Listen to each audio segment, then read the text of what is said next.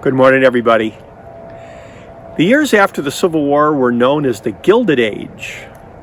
Looked good on the outside, but not so great on the inside. And there was lots of political corruption during that time period. And it was on this date, November 23, in 1876, that one of the most corrupt of the big bosses of the cities, Boss Tweed of the Tammany Ring of New York City, was delivered to the authorities to go to prison.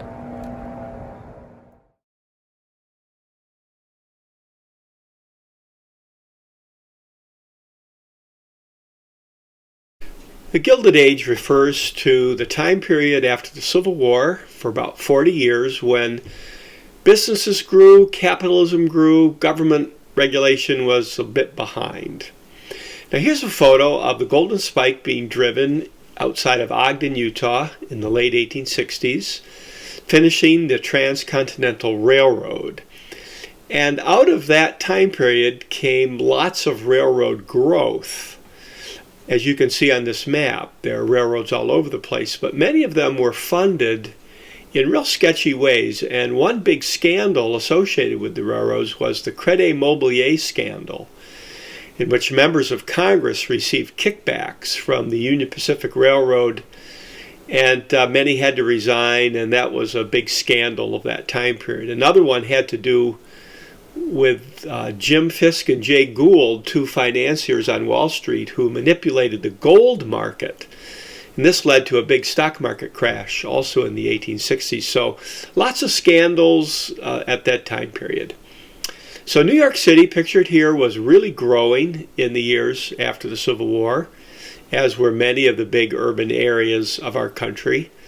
And one of the reasons there was so much growth was the rise of immigration. And as you can see from this chart, up in the upper right, especially in the late 1860s, 70s, 80s, tons of immigrants came to our country, and many came to New York City, where they worked in the factories. Here's a factory from that time period. And there was lots of unemployment that would come and go. So people's economic lives were unstable, and they looked for stability, and the political bosses helped with that.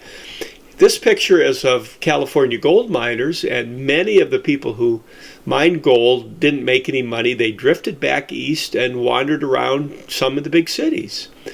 And here's a picture of a child at a factory. There were no child labor laws. Working conditions were pretty dangerous. And this is all feeding into the growth of the political machine, where political parties would promise people things in return for their vote. And immigrants and the poor and others were susceptible to that. Patronage was one of the tools in the toolbox of the political bosses, that in return for votes they could promise you work or other things. Now this is Tammany Hall. It's a real place. It first was a social club in New York City associated with Irish immigrants. And coming out of that context is this man, William Tweed. He becomes known as Boss Tweed. He's head of what's known as the Tammany Ring. He gets involved in local government, state government. He sits on many committees, and he's able to extort and skim millions of dollars from both the city of New York and the state of New York. Now here's Thomas Nast. Thomas Nast was a political cartoonist, and he set his sights on Boss Tweed. And this is one of the reasons Boss Tweed ended up falling. So here's a Thomas Nast cartoon. You'll notice Boss Tweed doesn't have a face. It's just a money bag. And note the big diamond that he's wearing. He actually wore a big diamond every day, and Thomas Nast used this in his cartoons. Here's another one. Boss Tweed in the front with that big diamond, and behind him are all kinds of people hiding behind basically the front man of political corruption. Well, Tweed did get arrested. Here's a cartoon by Thomas Nast. He escaped, made it to Spain, but the Spanish authorities cooperated with our law enforcement. It was on this date that he was delivered back to New York in prison, where he died.